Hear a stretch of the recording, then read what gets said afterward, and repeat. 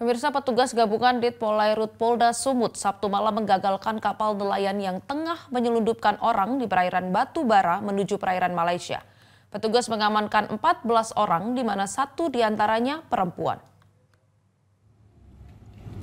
Petugas gabungan Ditpolairut Polda Sumut bersama dengan Balai Pelayanan Pelindungan Pekerja Migran Indonesia atau BP3MI menangkap kapal membawa pekerja migran ilegal di kawasan perairan Lampu Biruk Merah, Kabupaten Batu Bara, Sumatera Utara. Petugas menemukan 14 orang migran ilegal yang akan dipekerjakan ke negara Malaysia dengan menggunakan paspor pelancong. Seluruh pekerja migran tersebut semuanya telah dibawa ke dermaga Ditpolairut Polda Sumut di Berawan.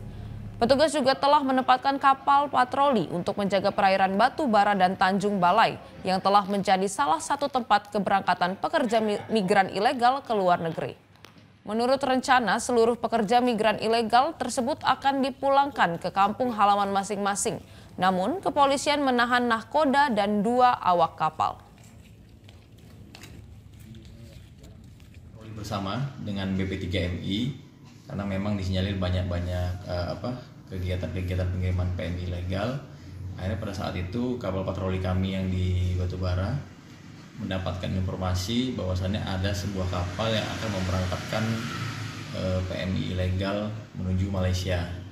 Jadi pada saat itu didatangi oleh kapal kita, dilakukan pemeriksaan dan memang ada di atas kapal itu ada 14 PMI dan 3 orang. Jelajahi cara baru mendapatkan informasi. Download Metro TV Extend sekarang.